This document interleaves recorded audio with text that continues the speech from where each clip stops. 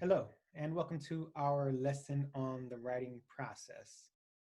Now, the writing process is a process for writing that all writers have. Your writing process may differ from the next writer's process, but all writing processes generally have three components to them. If you look in a textbook, you'll find anywhere from 3 to about 14 steps in a writing process.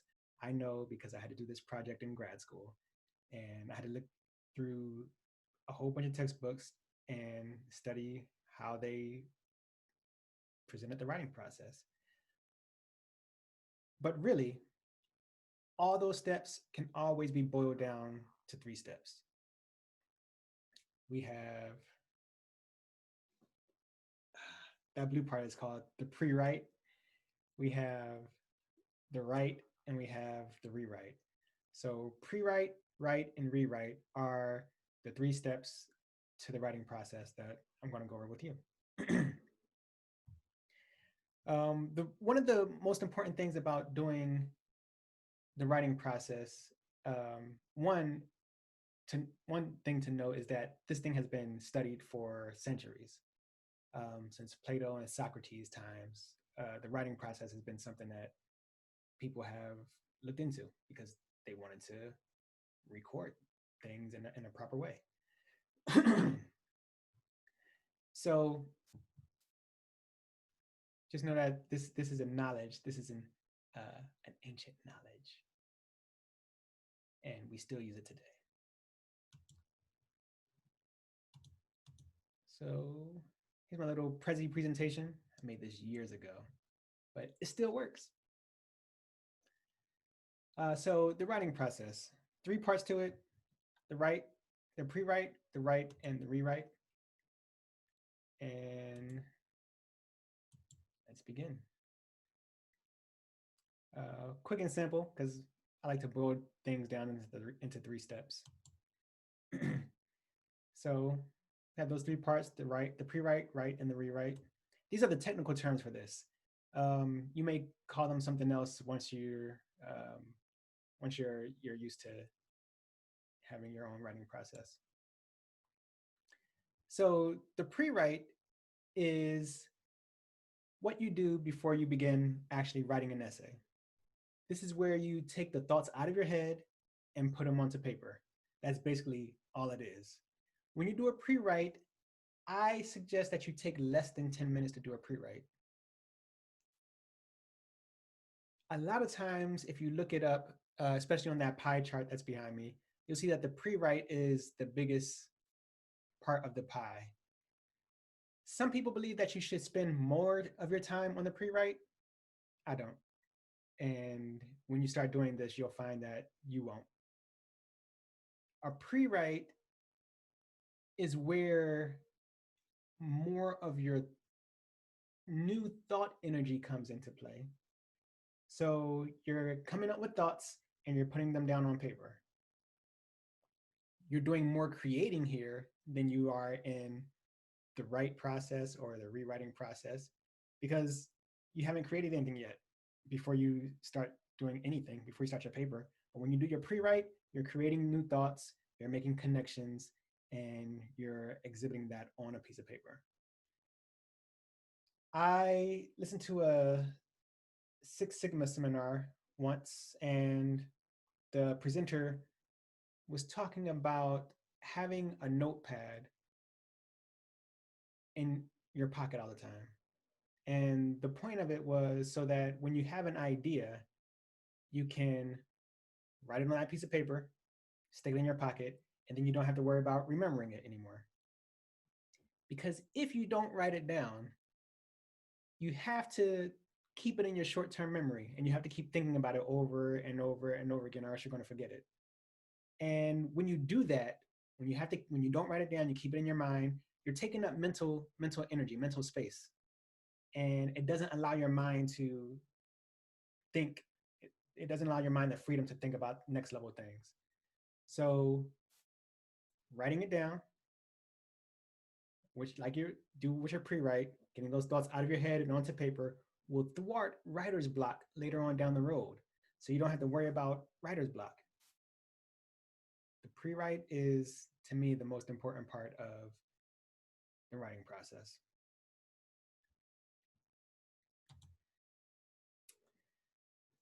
There are several ways to do a pre-write. One is an outline, which is kind of what you see here. It's an outline with bubbles. Another one is a list. If you have an idea and it just want to list other ideas that come along with it, like dinosaurs. Dinosaurs is your topic. And then you just list as many dinosaurs as you can. Tyrannosaurus, Stegosaurus, Brontosaurus, Brachiosaurus, Triceratops. You know, you just keep going. Don't send me any emails about Brontosaurus not really being a dinosaur. It was my favorite when I was a kid. Don't hate. All right. You can do a mind map or a bubble map. This is where you get into like the illustrative ways of doing a pre-write. And even if you draw a picture, like that's fine. As long as that picture represents your thoughts on paper. Two of my favorite shows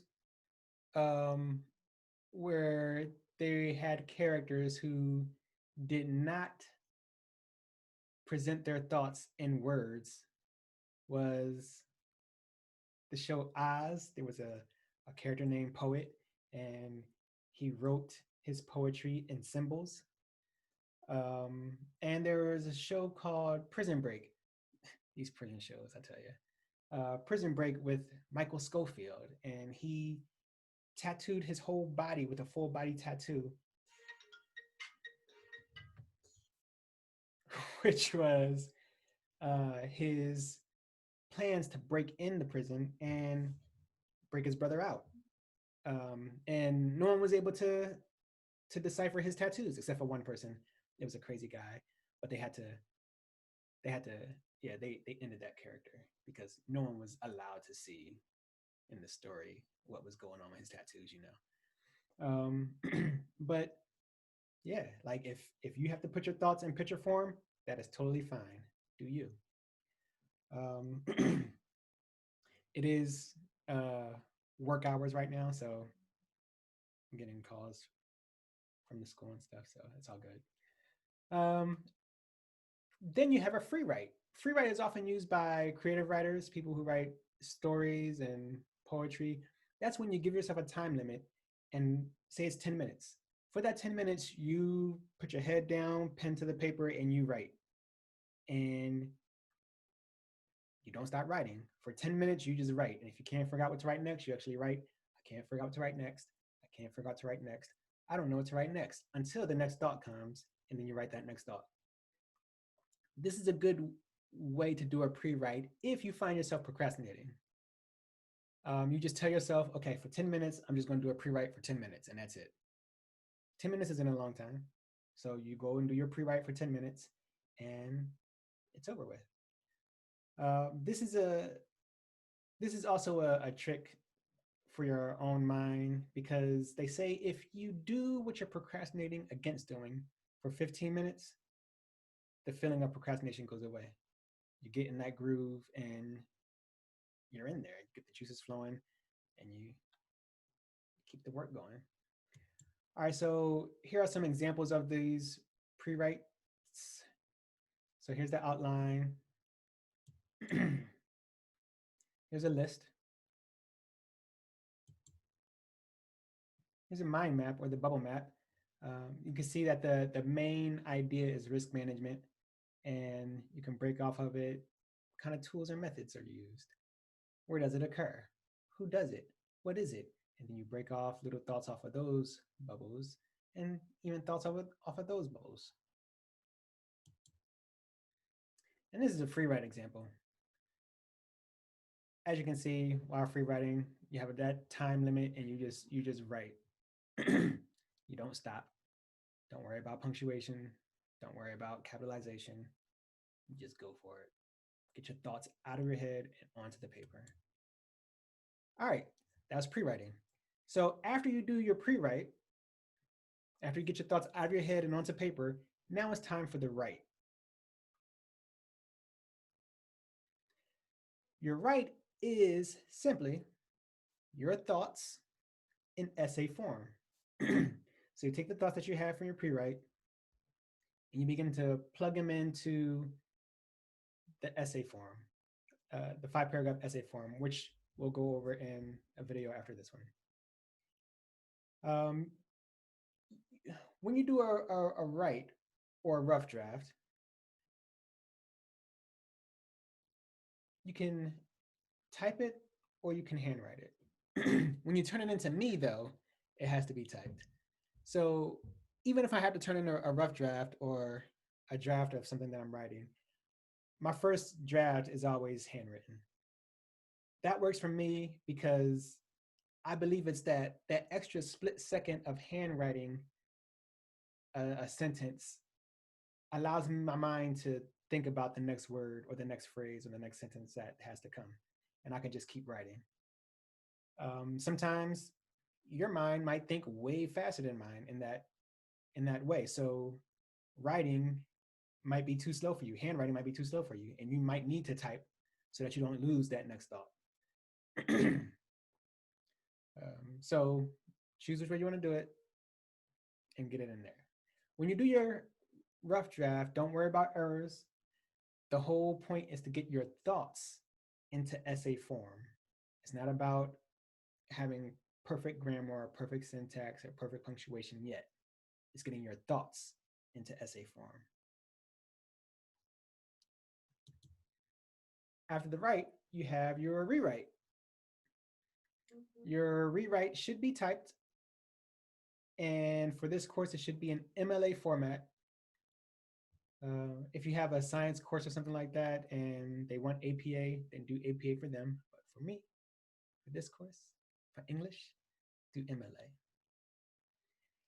Your rewrite should be written over. So I'll tell you the way that I do it. So I usually have my rough draft handwritten, and then I put it right over here next to my screen, and I type it over. So I'm reading every line that I wrote and I type it over. And if there is a correction that needs to be made or a better way to say that sentence, then that's what I put on my final draft, on my rewrite. Now, a rewrite is your final draft unless you decide to rewrite it again. And you can just keep rewriting it until you're satisfied. But yeah, that's the magic of the writing process. If while you're doing your rough draft, you're right, and you know that there's a certain word that's supposed to go there, if you just put an underline there and just keep going and put your paper down and for an hour or so, go do something else, go do some push-ups or something, and come back to it and then read that sentence, lo and behold, your mind is going to know what goes in that blank. It's because our subconscious mind, it works on puzzles all day, every day, even while we're sleeping. That's kind of what dreams are. It's our subconscious mind trying to make sense of, thoughts that we have and feelings that we have. So that's part of the magic of doing the writing process. If you don't know what that perfect thing that's supposed to go there, by the time you come back and you're ready to do your final draft, if you're doing it in a good practice, like rewriting your rough draft, then your mind will know that perfect word to go there or that perfect phrasing to go there. And it works. It just works.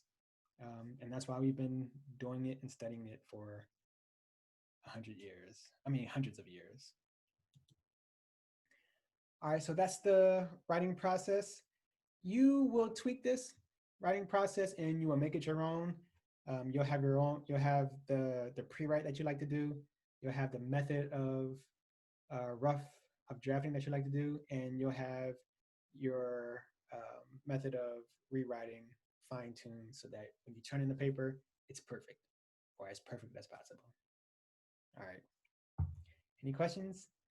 Shoot me a message.